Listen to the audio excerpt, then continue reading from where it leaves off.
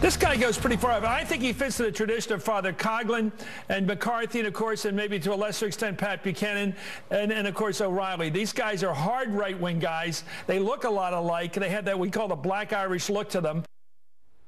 What? That was a host on another network with whom you may be familiar last night or 2 nights ago, going after freshman Texas Senator Ted Cruz. Earlier this week, Vice President Joe Biden also stirred up the crowd at a fundraiser by reportedly suggesting that Mr. Cruz is pulling strings in the Senate, suggesting he's forcing, quote, good Republicans to vote against good bills. Why is it that so many on the left and others appear to view Texas Senator Ted Cruz as such a threat? Joining me now, Alan Colmes, host of The Alan Colmes Show, and Mike Gallagher, who's a syndicated radio host and a Fox News contributor. Now, I mean, I could name 4 other hosts on that network who have gone after Ted Cruz in the past week. And there's nothing particularly newsy about Ted Cruz right now. I mean, he's not in the news any more than he has been. But boy, oh boy, there must have been a memo that went out or something on the left, Mike, about this guy needs to be brought down.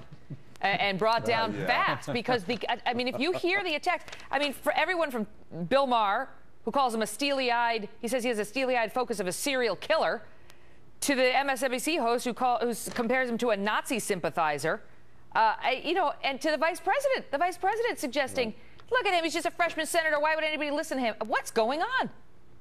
Well, what's going on is he's effective, Megyn. I mean, here in the state of Texas, people are enamored with this guy. They're impressed with him. He kind of rose out of nowhere. He's sort of a Tea Party darling, and I really do believe that these attacks are intensifying because the left is recognizing the effectiveness of a guy like Ted Cruz. He is getting things done. Vice President Biden, as you mentioned, alluded to the fact that Cruz has clout. You know, he has effectiveness, and the left can't figure that out. They don't understand the prospect of a grassroots Tea Party kind of candidate who's working hard for the people and getting the job done. I will maintain and I will allege, and I'll bet you my buddy Alan Colmes will disagree with this, but I think the attacks from the left against conservatives are way more vitriolic and vicious than anything we say about them. Well, but there's something about Senator Cruz that's really, really touching a nerve. And this is a guy, interestingly, Alan, who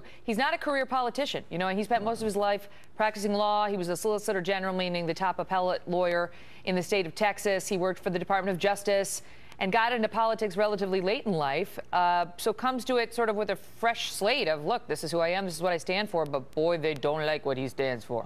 The they also includes Republicans. Let me point out to you that this negative on Ted Cruz is not just the so-called left. And by the way, I like to reject the notion that because 2, 3, 4, 5, or even 10 people on the left say something, therefore, quote unquote, the left has marched in unison. That's just not the way it works for me, and I didn't get that memo. However, John McCain called him a wacko bird. Yep. Peter King said he did not attend a dinner that Cruz went to, and said he wouldn't attend because Cruz would not help out in funding for Hurricane Sandy. You've got Republicans who don't like this guy. This is not just the left going after him. And also, Cruz once said, upon being criticized, after he said that we have a list of communists at Harvard, he was compared to Senator Joe McCarthy, and he said he was honored to get such a comparison. He said he believed that there were more communists at Harvard because he went to Harvard undergrad and Harvard Law School than there were Republicans. And a list of them, just like McCarthy. But do you have reason to believe that's not true, Alan? But he said he was honored to be compared to Joe McCarthy. I mean, is it not true? Is it not true, Alan? Is it not true? Here, let me ask you this, Mike. Let me ask you this, because there's a question now about whether. Let me just jump in.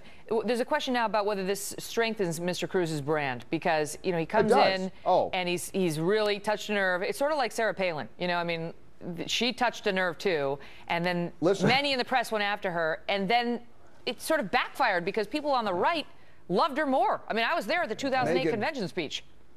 Megyn, liberals have never quite figured out the process of demonizing a guy like Ted Cruz only makes him stronger. I mean, you know, they've never quite grasped the idea. If they just expressed indifference or ignored people like Ted Cruz, he wouldn't continue to build steam and momentum. They're not bright enough to figure that out, You're Alan. totally ignoring that the right goes after this guy. It's sort of the center right. I do want to point out it's sort of the establishment Republicans, like from Scarborough to McCain, He's sort of in the more, I don't know. But why is I don't it want only to bad use the when term liberals do mavericky it? because that's McCain, but he's in this new thread of the Republican Party. But it's only The liberals right's who are not doing going it. after Ted Cruz. No, the right's not going after Ted Yes, they Cruz. are.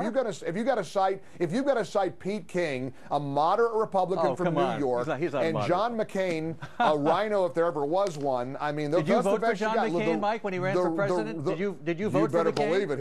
He was sure better than the alternative. Did you support Okay, him, but McCain? listen, let me jump in. Let me jump in and ask you The- this, Alan. Ask you this because when I read, because I've met Ted Cruz in person and he seems like a normal man. I bet he is. He didn't jump out at me as a steely-eyed serial killer. No horns. Nor as I don't know what that means, Black Irish, that you have dark hair and you're Irish. I mean, why is that host even commenting on such a thing?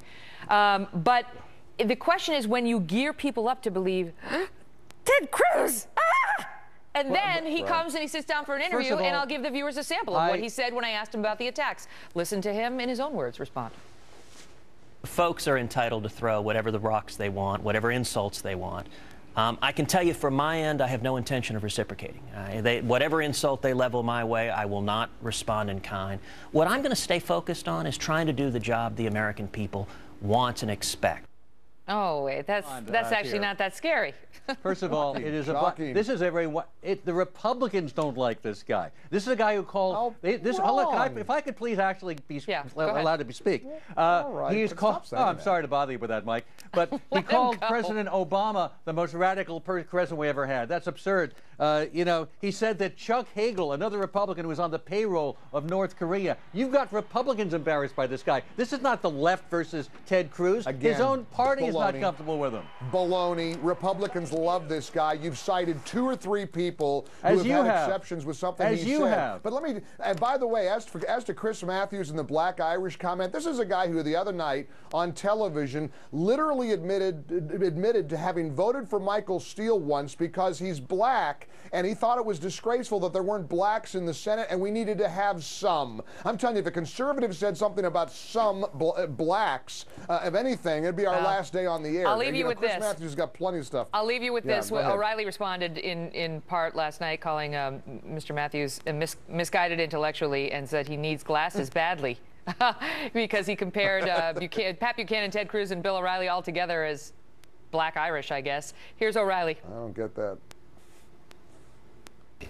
The question is, why is Matthews spouting this nonsense? Well, one of the reasons could be ratings. MSNBC in prime time down 20% year to year and falling fast. I think it's a desperate attempt by Matthews to get attention. And now Matthews has got to call me names and other people names. He's got to go on the attack because he's got nothing else.